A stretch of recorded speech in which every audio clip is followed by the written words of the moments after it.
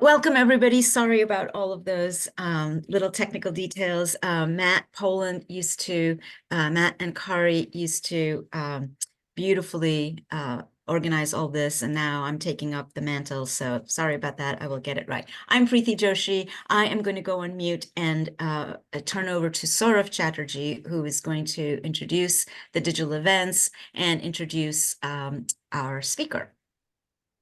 Hello, okay, welcome everybody. Today's event on transnational feminism in periodicals is organized by the RSVP Digital Events Committee, which includes Preeti Joshi from University of Puget Sound. Preeti, say hi.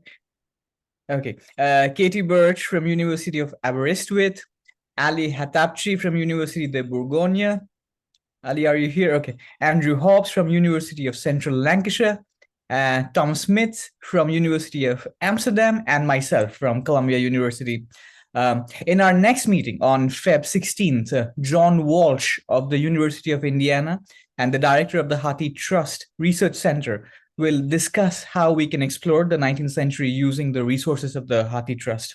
His talk is titled On the Dusty Shelves of Libraries, Exploring the 19th Century with the Trust Digital Library. But today we will hear about transnational feminism in periodicals from Tarini Bhamburkar. Tarini, did I say your name properly? Okay. In her talk titled Characterizing the New Indian Woman, Indian Feminism and Indian Women's Interviews in the Women's Penny Paper and the Women's Signal. Tarini is a postgraduate researcher at the University of Bristol. She was recently awarded VPR's 2023 Expanding the Field Prize. Congratulations, Tarini. Now you can go. It's all yours. Right. I'm going to share my screen now. So if you could just tell me sort of if you can see it.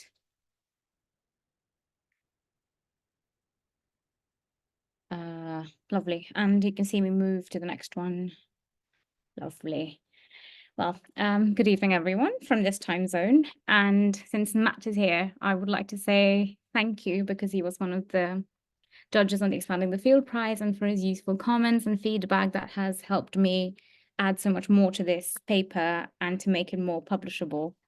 So as you can see today, I'm talking about the new Indian woman and Indian women's, so I'm just going to move this, yeah. Indian feminism and Indian women's interviews in Women's Penny Paper and the Women's Signal. Now, to talk quickly about these two periodicals and how they're connected, but also not the same periodical, even though they were part of the same run. The Women's Penny Paper was launched in 1888 under the editorship of Henrietta Miller. And in 1891, the title was changed to the Woman's Herald, after which she sold it to Christina Bremner in 1892, which then ceased as Lady Henry Somerset took over. But Lady Henry Somerset dedicated this journal to the temperance cause. And it was only in October 1895 when Florence Fenwick Miller took over as editor, and she changed you could say she veered it back to sort of its feminist inclinations, away from the kind of temperance tangent that it had taken. So I've just realized I can't change my slides. There we go. Lovely. Can you see the change, sort of? Lovely, great. So I came upon the Women's Penny Paper and the Women's Signal in the course of my PhD research, and I read Marianne van der Mortel's excellent article on women's public profiles in the Penny Paper and how the Penny Paper sort of tried to create a sort of international feminism or international women's movement in the way it published profiles of not just Anglo-American women, but lots of different European women, whether Russian, German, Czech. And then scholars such as F. Elizabeth Gray and Artemis Alexiou too have honed the paper's use of women's public profiles in their analysis of the kind of feminism that this paper tried to promote. But in seeing this concretization and this kind of like international feminism, I I saw a gap because I had seen Pandita Ramabai's front page interview, which had been published in the second year of the Penny Papers run, which is quite early, in an early stage, to feature an Indian woman on the front page. And she was not the only one. There was another one called Shevantibai Nikambe, whose interview had been published in the Woman's Signal under Fenwick Miller in 1895. Apart from these two other Indian women got like character sketches within the pages of the periodical. So you have Kadambini Ganguly and you have Ratmabai, whom I will talk about in a bit. And this kind of, so feminist periodicals basically were a significant form of print media for women, as they enabled them to reach a large audience and to organize their reform activities more publicly. But what they also did, the British feminist press of the 1890s, was to use this characteristic style of new journalism, which was designated by human interest stories, interviews with notable people, and a more dialectal style of writing, including illustrations and profiles of women of note. They believed that this contributed to the richly diverse women's movement of the 19th century. Now, with strategic word searches, I also realized that there was more than just these two interviews or these two women's character sketches. There were also frequently they also published like reports about Indian women graduates or Indian women participating in political dialogue in the colony. And this was always sort of celebrated as not just Indian women's own progress, but rather as a step ahead for women in general. One also senses the editors and the contributors' sort of underlying interest in trying to define what the new woman was, because we have to remember this is the Father Sikh, and the new woman was quite a new figure in the media or in the just in public in general. And the periodicals in their own way try to define what she, according to them, means, what this modern woman looks like. Coming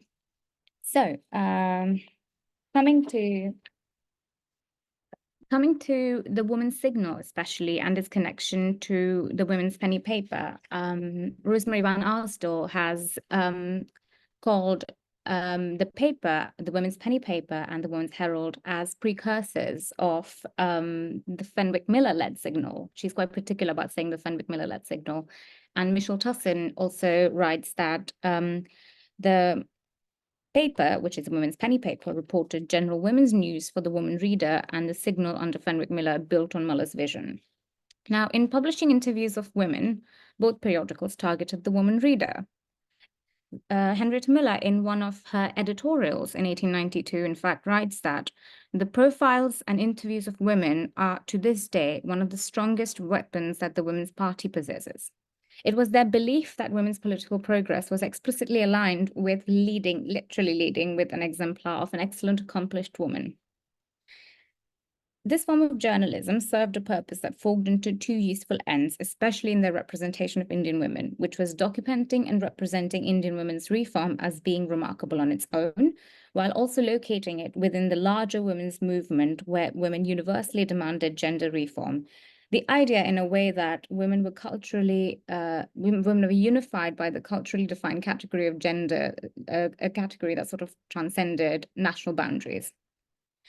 Now, education was one of the primary agendas, along with promoting widow remarriage and abolishing child marriage for Indian feminists.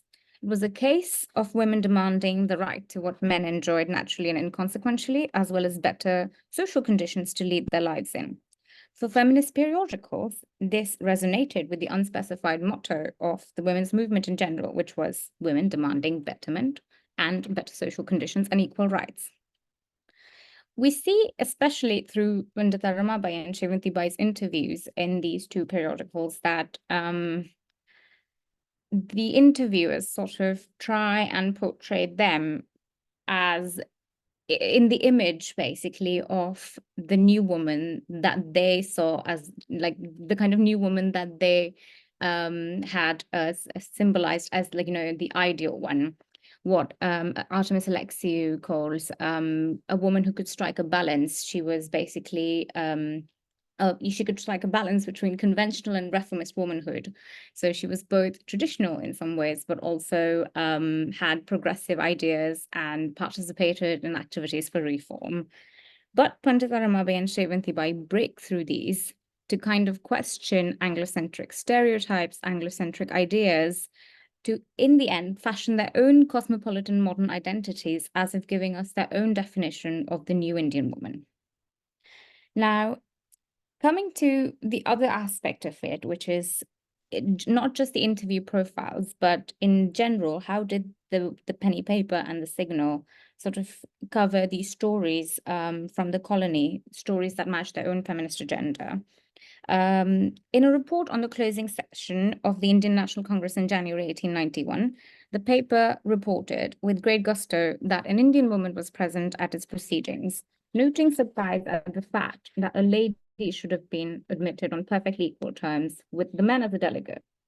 Women's participation in political dialogue is celebrated, and this woman, in fact, is Mrs. Kadambini Ganguly. Another strategic inclusion that the journalist makes in the article is through lauding Kadambini Ganguly's educational qualifications. Readers learn that she's a doctor and a graduate of arts at the Calcutta University. And in August 1893, the paper, which was now the Woman's Herald, published a character sketch of Mrs. Ganguly. And we learn in this that she successfully enrolls herself on a medical degree with 200 male students. And I quote, "This in a country where ladies are not supposed to come out of the four walls of a zenana." Now, despite this unnecessary colonial stereotype, we sort of see this emphasis on another woman of note, but also this emphasis on education, something that was also quite close, was an important cause for Indian feminists or just Indian women social reformers. In the same article, the one that you can see how a Hindu girl became a doctor, the writer of the article signposts another subtopic, which is titled, well, sort of subtitled, 20 Women Graduates in Calcutta, writing that women like Mrs. Ganguly are in fact inspiring other Indian women to access university education. Mrs. Ganguly's credentials are used to highlight the initiation of women's access to university education and politics. Hannah Whittle-Smith published a profile of Rukhmabai in October 1894 in what was now the Woman's Signal, but still under Lady Henry Somerset. Now, Rukhmabai was an interesting figure, and she was quite well known in in Britain because her court case against her husband had become one of the most publicized legal disputes in Victorian India, because she believed herself to be a victim of child marriage and wanted to separate from him. And the case went to court and was quite well known across colony and metropole. But in this character sketch, Rukhmabai also indicates an emphasis on education. The article summarizes her efforts in reforming the institution of child marriage and her encouragement of women's education in India, ending with a plea from the heroine herself for financial contributions to build English schools for native girls. Now, the Woman's Signal was equally frequent in its coverage of the modernizing Indian woman, and Rosemary Van Arsel has written that this was probably part of Fenwick Miller under her editorship. It was part of her goal to make the paper more cosmopolitan. The Signal published two sections that were two recurring sections. One of them was called Concerning Women, and the other was called Signals from a Watchtower. And Signals from Watchtower occurs like quite frequent because it's a weekly newspaper, and I think it appears every week, and it was written by Fenwick Miller herself.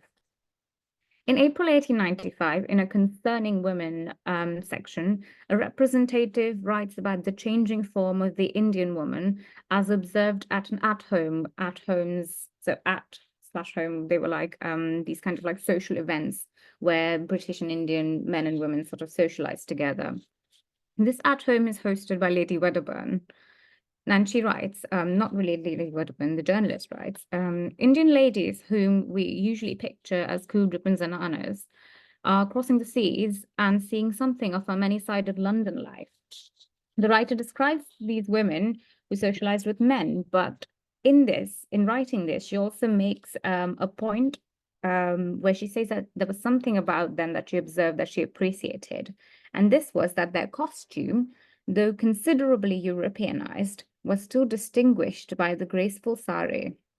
Now, this comment on the women's dress is quite telling of her kind of appreciation of this balance that these women are striking between the traditional and the modern. Something that I mentioned earlier about the penny paper and the woman signals idea of what the new woman should be like, ideally. The writer underlines how they accept the modern social influences of Europe in their deportment, but also succeed in keeping their own styles and fashions, that they succeed in achieving a balance. And in this appreciation of the balance that they strike is the periodical's own preference for the image of progressive womanhood that they idealized and that British feminists of that period tried to model for themselves, which was a mixture of conventional feminine tastes and domesticity to go with their progressive thoughts and activities. These modern Indian women at the party serve as excellent examples to these British journalists, readers, and writers.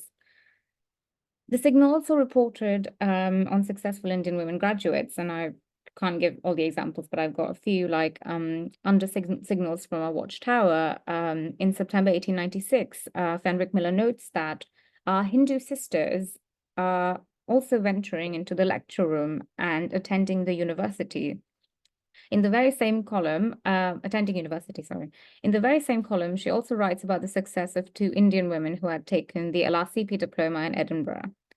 This term, our Hindu sisters, like its other frequently occurring analogue, our Indian sisters, is an especially readable element in these feminist periodicals, because how often it is used and the fact that it establishes a form of sisterhood with Indian women. And thus ushers in this like kind of fostering of a transnational sisterhood that unites women in, bolstering their own reform, sort of what Van Remotel calls an international feminism. Now, moving to the interviews, in May 1889, can you see the slide change? The Women's Penny paper published a full-length interview with Pandita Ramabai Saraswati, and you can see the interviews on the left of the screen, and on the right is a picture of Ramabai and her daughter Manorama taken in San Francisco in 1888, and you can see that scribbled at the base of the black and white picture. And the dates and the historical, basically the location of the photo and the chronology of her life events corroborate her presence in America. And the interview itself was also actually, also takes place in America. It is also published, the interview is also published after, in the context of the fresh success of Ramabai's book, The High Caste Hindu Woman, which had sold, as the interviewer tells us, an impressive 10,000 copies. Ramabai was an astute critic of both the nationalist and patriarchal institutions in India and the imperial civilizing mission. And her image as an inspirational woman, you can tell from the interview, is in the process of being solidified right from the start of the interview by calling attention to the unified strength of her physical and emotional resolve before introducing her work, struggle, and success. It is basically befitting of the paper's own agenda of leading with interviews of inspiring women. The interview appreciates Ramabai's maintenance of her Eastern dress once again, which she wears with grace, celebrating that she maintains her culture and identity, even though she's a woman, even though she's a social reformer. Ramabai to them appears to be the perfect form of progressive womanhood.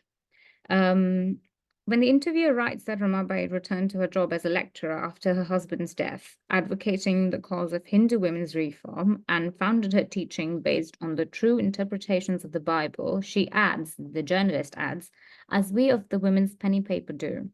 You can see that the paper is kind of keen on Ramabai's image as a progressive Christian woman, which it sees as appealing.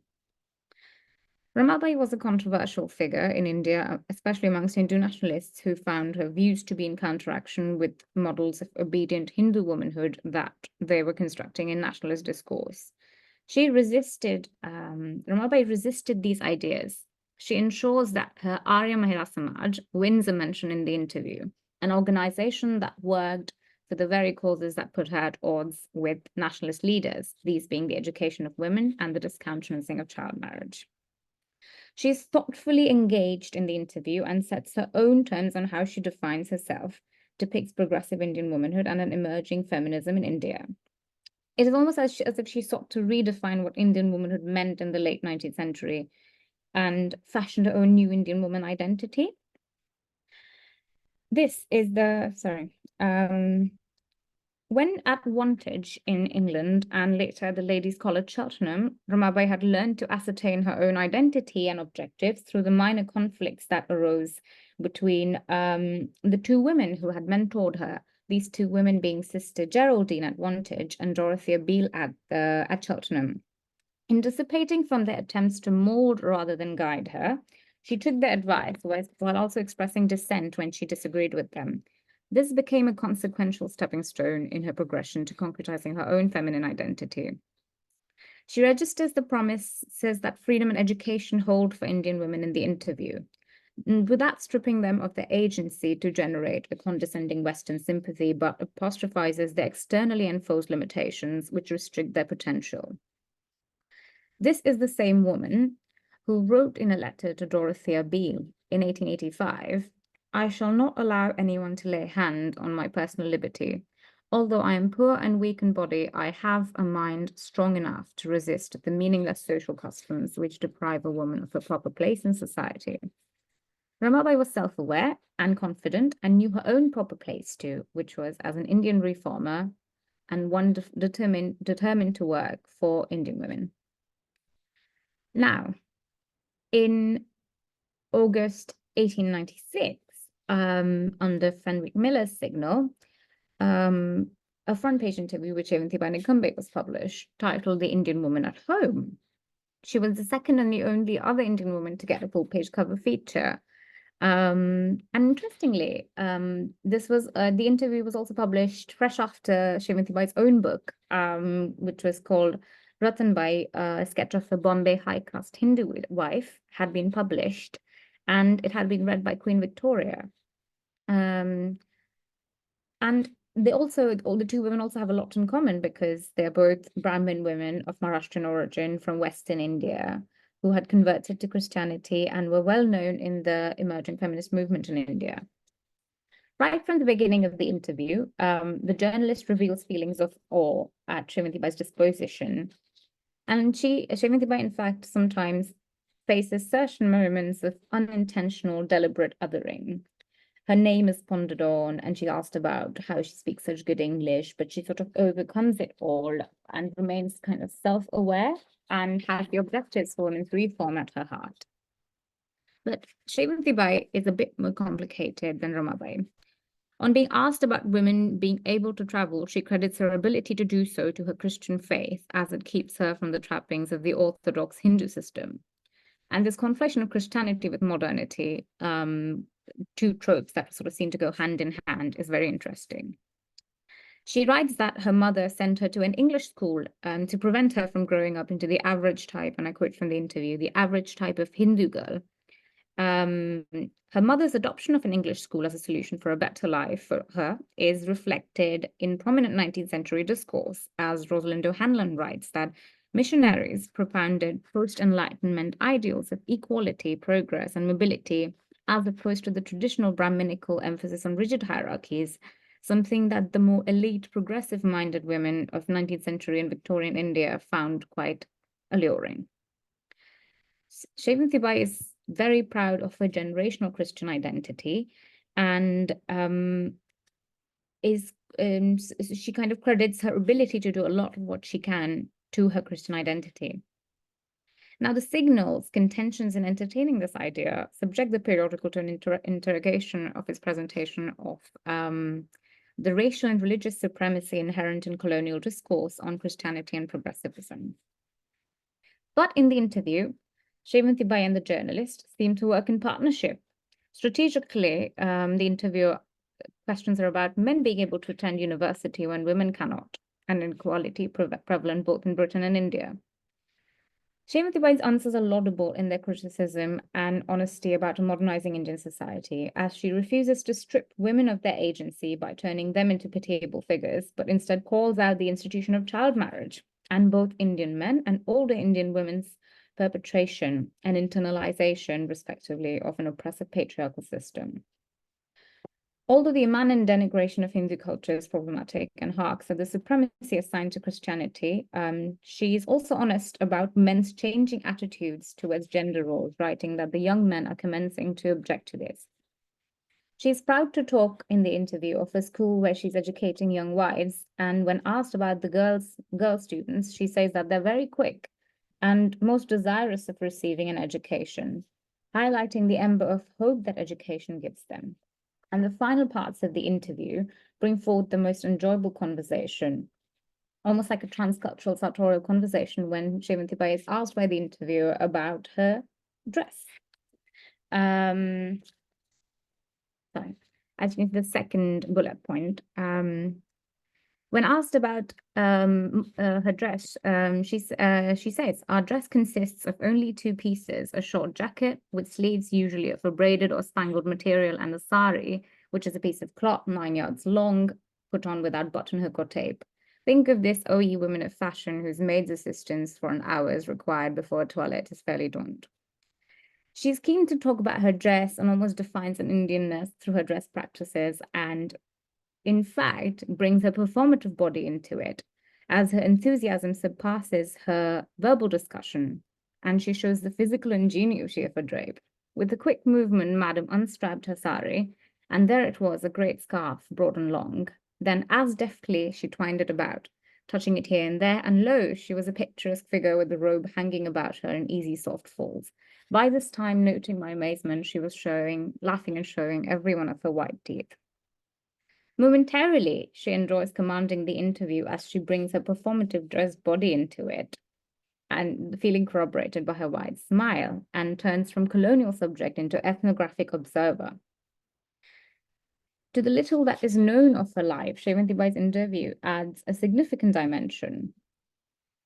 She rests the kind of gaze that is put on her from this British periodical and instead writes her own self into the pages of the Signal, constructing an identity of an Indian woman who has a knowledge of English, maintains a cultural dress, travels and is an undaunted social reformer. Now, it remains to be asked why the only two women on the front pages of these periodicals were Indian Christian women. And one major point of criticism of the paper and Signal's representation of Indian women is the concurrent disregard for Indian culture in their foregrounding of these remarkable Indian women who were progressive Christians. It is true that owing to the appeal of modernity of Christianity, as discussed before by me, many women social reformers of this period were Christian, an identity that also allowed what Tarapuri has called a mobile subjectivity that could straddle their identity as Indians as well as British subjects.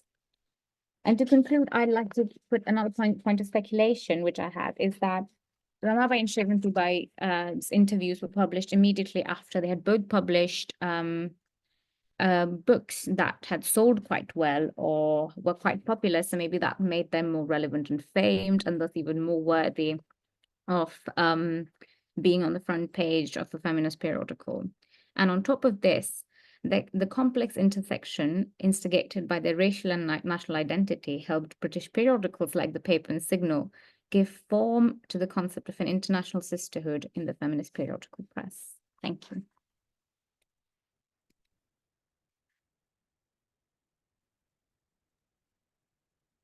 Thank you, Tarini, for the wonderful paper. I have some questions, but before that, like, we can take more questions from the audience if you want. Yes, sure. Sure. Yeah. All right. Sorry, I'm just trying to. So Saurav, I don't know if you see Teja has raised. Oh yeah. All right, Teja. You Yeah. can ask a question here. Sorry. Am I audible? Yes. I can hear you. Tarini, thank you so much for your very rich paper. I had a couple of questions, and they're related. One was, I kept thinking of what stays out of the frame when, say, something like a concept of, say, Indian feminism at this historical point gets framed as part of an international movement. And I was thinking of two things. One is there at all a sense of this being part of a wider movement in India? So I was thinking of, for example, is there any sense of Rukmabai's conversations, for example, with someone like Savitribai Phule? I was thinking of the Maharashtra region, so Bombay, Pune, and so who is getting left out, but not just who's getting left out. More for me, it was just a sense of the interconnections between these female reformers at the time, which had to be there. I mean, I was just thinking of, I don't know, between someone like, for example, this one example just jumped to my head, Phule and Rukmabai. So what is happening to those internal connections? Because then I'm wondering, is it just picking up one and the other, and they seem more dispersed than they actually are? That was the first. And the second, which again was just playing at the back of my head, was, it's almost like we're getting in this particular view, we're getting a critique of, Hindu traditions, but we rarely seem to be getting two things, which were current in the 19th century. One is, of course, it's staring, I'm sure you must have thought about this, a critique of empire. Did these women advance that at all? Were they part of the, the anti-colonial movement? And what was their relation to that? Just that. And the second is a critique of caste.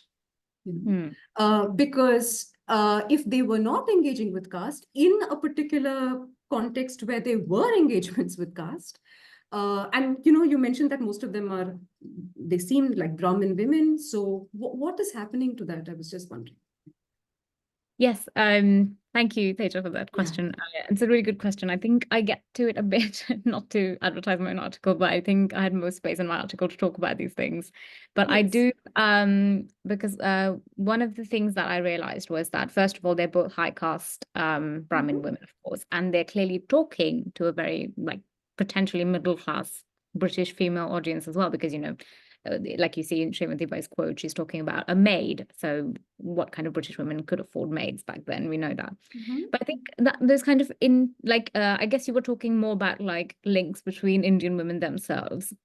And I think I found that there weren't many in the penny paper and the Signal, but that's probably because what they were more interested in was either reporting about these women graduates or putting an Indian woman on the front page of the periodical, because their interest was more, at the end of the day, in the UK and in making it an international movement. So they were not as interested in the regional Indian women's movement, if that makes sense. And I've been kind of looking more into regional Indian feminist periodicals recently, just to see if there was this kind of connection between the local communities. And I've actually found that lots of British women who were living in India were more involved, probably because of their locational advantage, you could say, in the way that they were benefactresses for these periodicals. And but I think the challenge with looking at a British periodical published in Britain is that they probably looked at it through a different lens. They were more interested in the transnational aspect of it rather than the intranational, if that makes sense. I don't know. So naturally that gets left out, of course. So they bring out these women as examples, as individuals, standing examples. You've got Rukmabai, you've got Kadambini Ganguly, but there's nothing about, actually, Pandita Ramabai and Srimanti Bai are so similar. And the fact that Ramabai and Srimanti Bai actually, Srimanti Bai worked at Ramabai's home of child widows. But they don't say anything about that, so I think it's just bits and pieces that get left out because they're more interested in giving us individual examples, because that's what they were doing, right? They were publishing the interviews of women of note or examples of women of note. So Yeah. kind of, yeah, am I making sense? I don't know. Yeah, no, absolutely. Yeah. Yeah, but I think Yeah.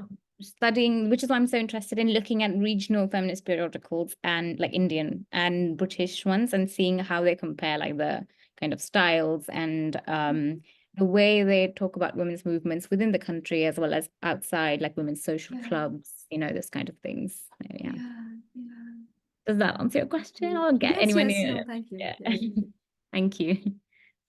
Tarini, there are two questions from Jesse and Claire. Do you want me to read them out, or do you want to read them out and respond to them?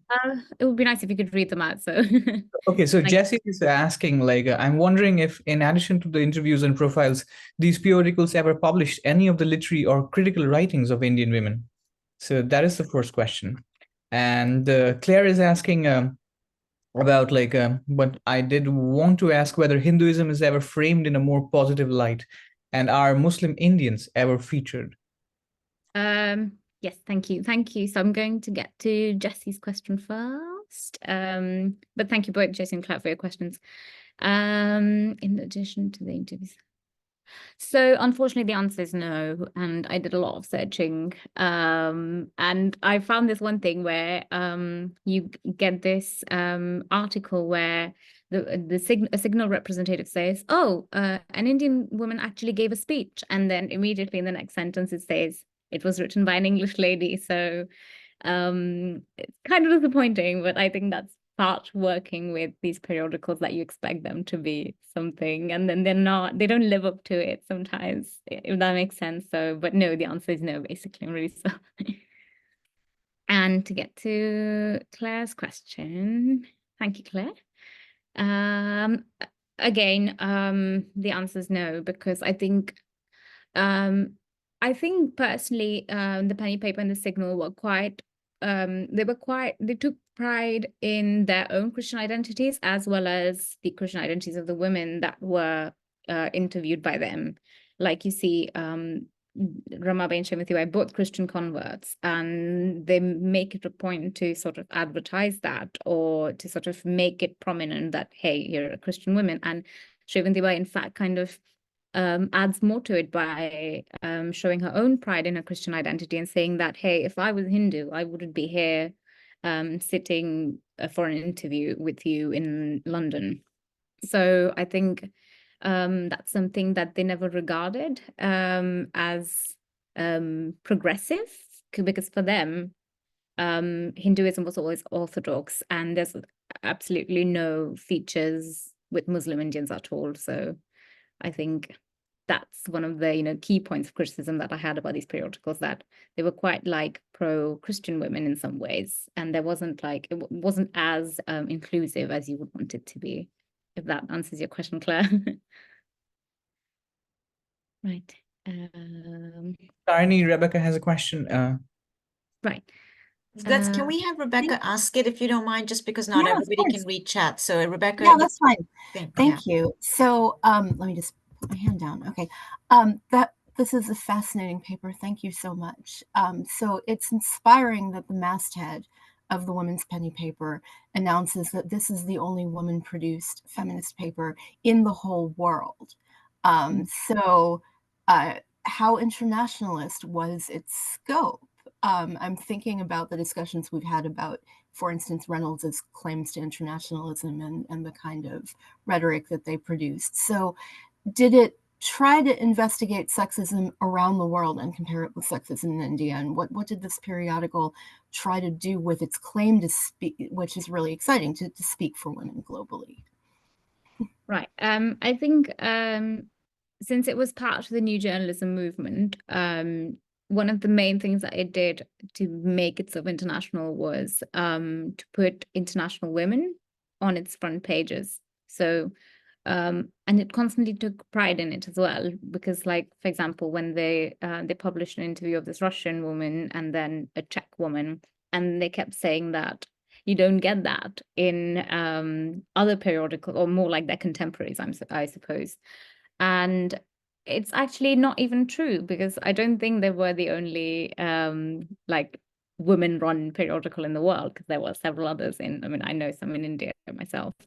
And in terms of sexism, I'm not sure how critical they were of that in general, but there are always articles about the lack of women's access to public spaces, to political dialogue, and especially to university education, which is why they have this emphasis on the importance of education for women. And also there's whenever a woman sort of participated in political dialogue anywhere, they would make sure that there were reports on it, like the one that I talked about, where, you know, this woman participates in this political party's discussion, and then they kind of report about it, saying that actually this is great.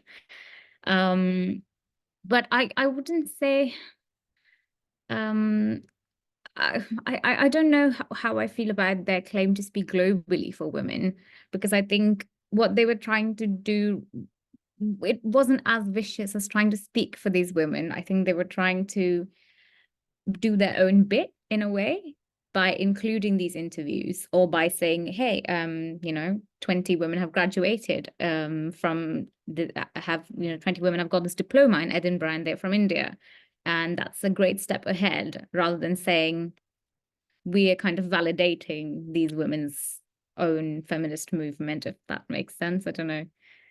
So yeah. That does make sense. That's really interesting. Was there, just as a follow-up, was there any pushback from the other periodicals? Did any of the others say, hey, we're written by women and we're speaking for women too? No, I mean, not any that I came across. Oh, because, okay. All right. Yeah. Well, thank you. Okay. Thank you. Thank you for your question. Right.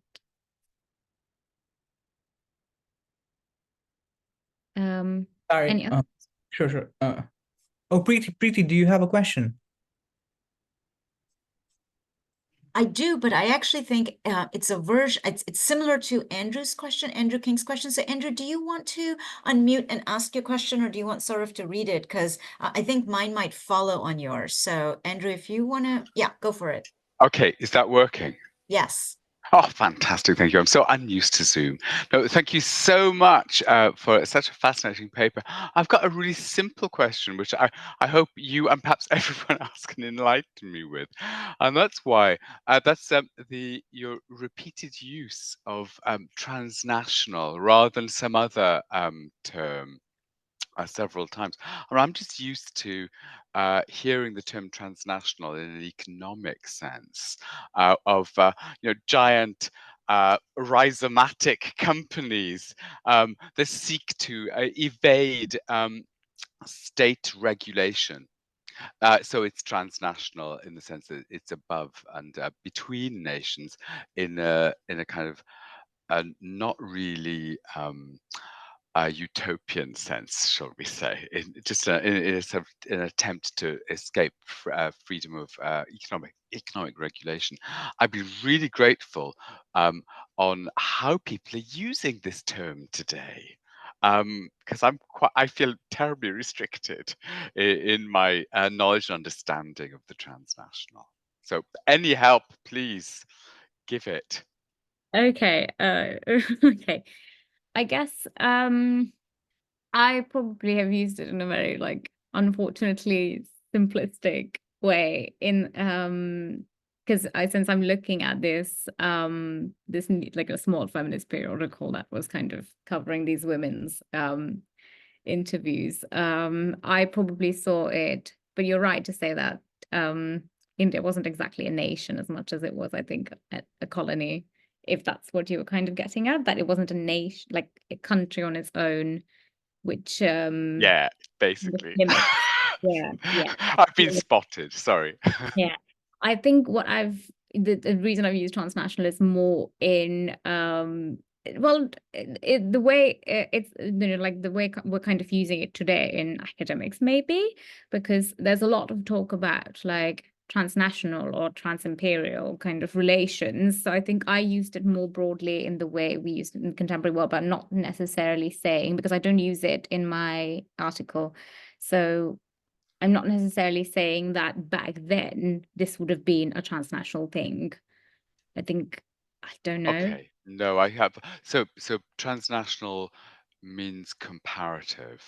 Comparative and also more transcultural, if that makes sense, or like between the colony and the metropole, between Okay. two people from the, you know, like different cultures, and also from different sort of you know, on different levels on the hierarchy, power, in terms of power relations, Yeah, etc. that's what worries me, is that trans implies some kind of nice, comfortable contact zone. And I'm not sure these things are quite as voided of power, which is exactly the point that you've made there. And that's I'm a bit, I always get worried about the Okay. generic uses of transnational, but maybe I'm just old-fashioned. So Well, it's something for me to think about. something for me to think about as well. Thank you. Thank you. Oh, there's loads in there. All right, Preeti.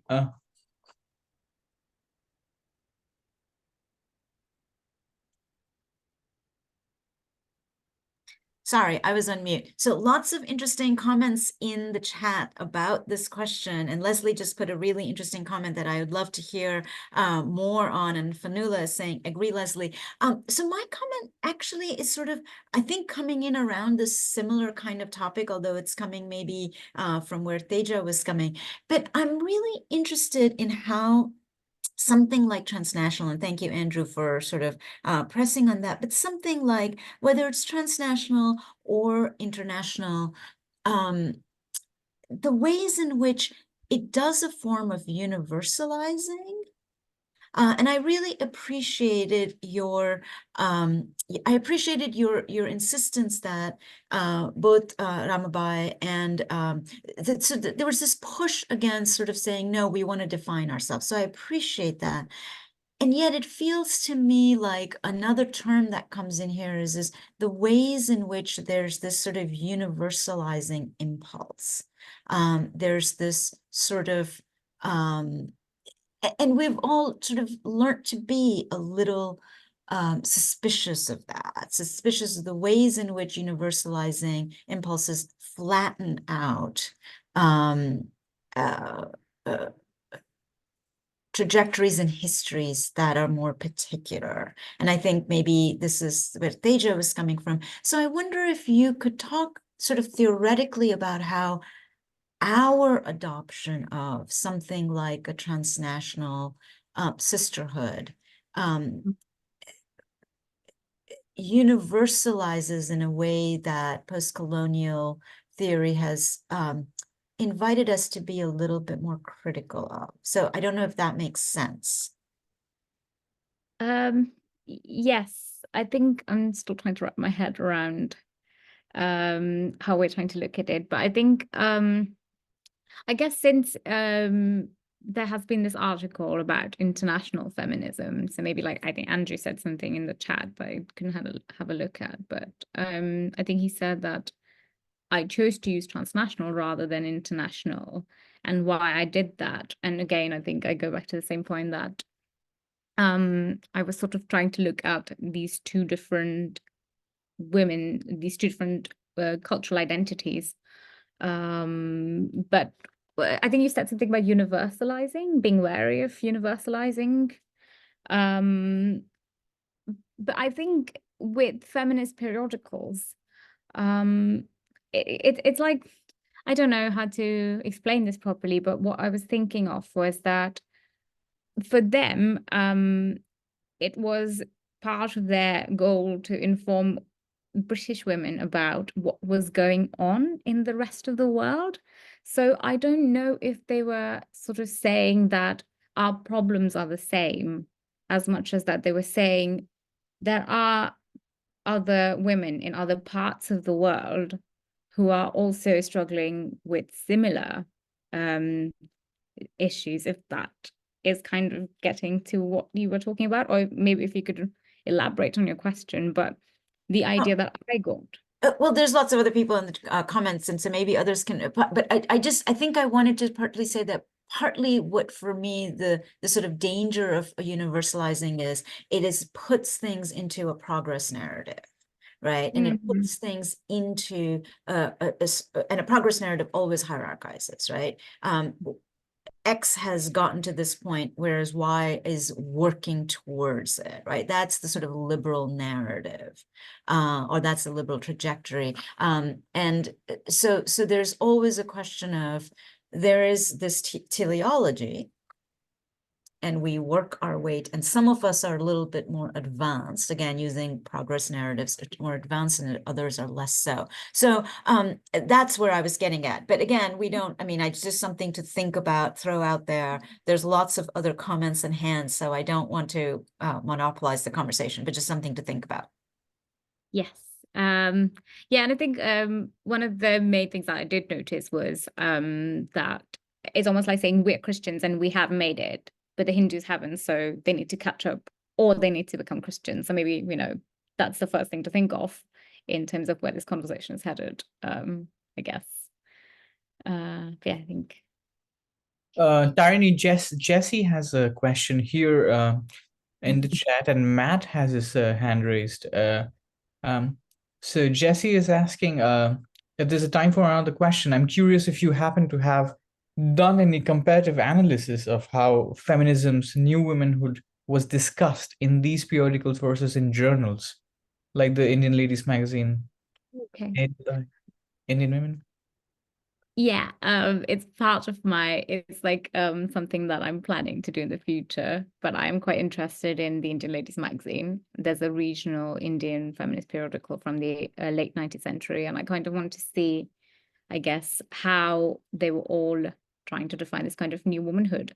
And I think Tara Puri has also recently written an article that was published in the VPR last year about the new Indian woman in the Indian Ladies magazine. But I think what I want to do is sort of compare the penny paper and the Signal with the Indian Ladies magazine and this regional periodical that I've been looking at, to see how they all had their own different conceptions, and if there are any kind of, if there's more, you know, to it in terms of looking at them comparatively, if that makes sense.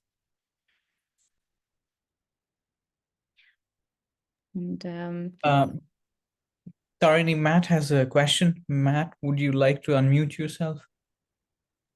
Sure, and it's not so much a question as I felt self-conscious during the discussion as someone who just edited with Lars Atkin a new VPR special issue called Race and Transnationalism in Victorian periodical studies, and I think that this discussion that we've been having really resonates with something that we talk about in terms of the kind of affordances and deficiencies of the various kind of trans turns that are going on right now. And by that I mean, you know, trans in some geopolitical sense, transnational, trans-imperial, translocal is another interesting one. That the difficulty, I think I liked Andrew's use of the word rhizomatic, that just try, you know, the trying to kind of pinpoint and conceptualize a rubric for understanding these kind of rhizomatic circulations of ideas beyond the category of the nation is like really hard, and that's what and finding an appropriately kind of scalar concept. I saw Rebecca mentioning the planetary or the global.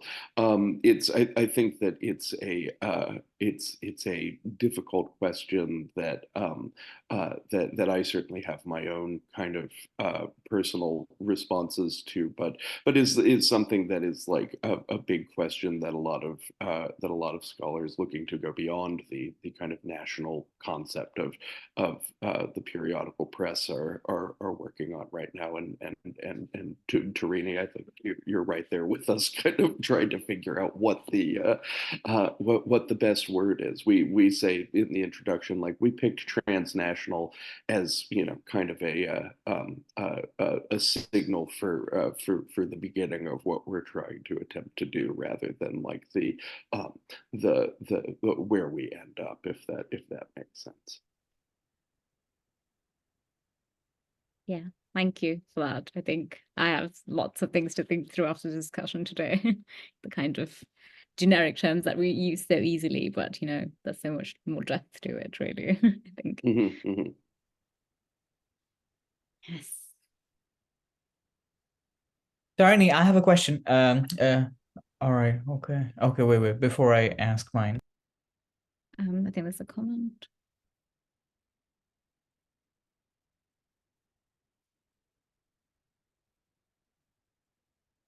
Would you like to respond? Would you like to respond to that?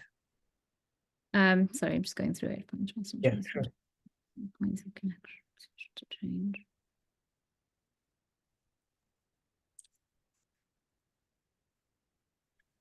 I'll say the problem for me with transnational as well as with international is they all still reify the national, which is what we're kind of trying to get away from in a way.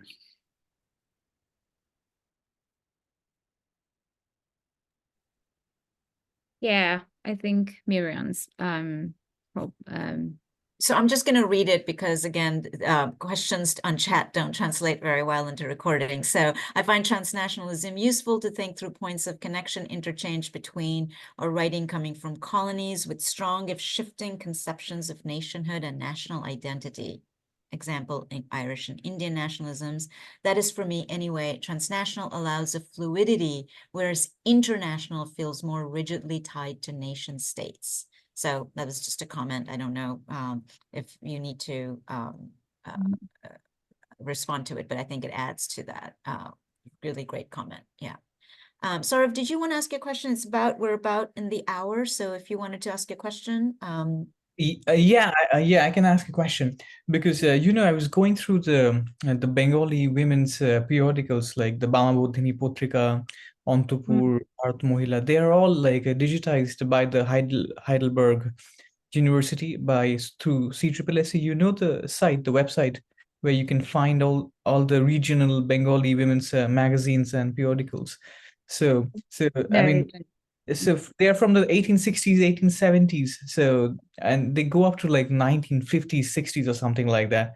But anyway, talking about the illustrations, so something was very interesting, because whenever Bamabodhini or Antapur would publish something about our women, so they would, if they're talking about indigenous women, they would always have a group portrait, like a group photo of like 20 indigenous women. Okay. But whenever publish like a profile, it's just one, okay, either of a Hindu woman or a Christian woman or a Muslim woman. Have you seen this phenomenon happening like again, like in the archives that you look at? Because then that opens up more questions regarding the framing of the photograph itself. Right. Did you mean like the group photos are like both British and Indian women together in one picture, or? No, what I meant was that when Indian, like regional magazines would publish their women, like indigenous women, our Naga women, here women. So they would all like publish a group photo, okay, of 20 Naga standing together. So, but whenever they would publish like a profile of a Hindu graduate woman, like English educated, it's just one portrait. So I'm asking, like, out of curiosity, like, have you seen this in any of the archives that you look at? Okay, good question. But I think in the Indian Ladies magazine, definitely yes. Because you know, the women who have like individual photos would always be in like Europeanized clothing or Victorian style blouses, as opposed to like you said, if it's an indigenous portrait, there would be lots of them. But I think something that I noticed with the regional language periodicals was that there's just absolutely no pictures of Indian women in them, which is kind of disappointing in some ways. But the only sketches that they actually put were of women from the British aristocracy. which sometimes makes sense because some of these were their benefactresses, I suppose. But I guess it's something to think about, like, why did they not feel the need to? Maybe because they were regional, so they were so region specific that they were more focused on the women in the Bombay presidency, for instance, rather than, say, you know, like Bengali women or, like you said, Naga women who are from the other side of the country, if that makes sense. Yeah. Thank you for your question, though. Yeah. Ooh. All right. Thank you, Tarini. We have to wrap this up. It's already 12. So, Preeti, would you like to say something before? Okay, Teja. Well, I just wanted to No, quickly. no, sorry. I was just going to applaud. Sorry, I was just gonna. Hold your applaud for just 1 second, Teja. If I could just, I have gone ahead and thrown in the link. Well, Saurav has thrown in the link, the site he mentioned, but I've also thrown in the link, the joining RSVP. Many of you probably are RSVP's members as well. If you are not, please join, or if you need to renew. It's the best deal in town. It's merely $25 a year to be a member, which I think translates into about 6 British pounds and about 2 euros. So please join. It's a great deal. You get VPR and you support it is really a great deal transnationally. Thank you. And internationally too, Matt. And it's universally good. So let's get all those terms in there. So please do join. And now, if you'd like to unmute, and let's give Tarini a hand. Thank you.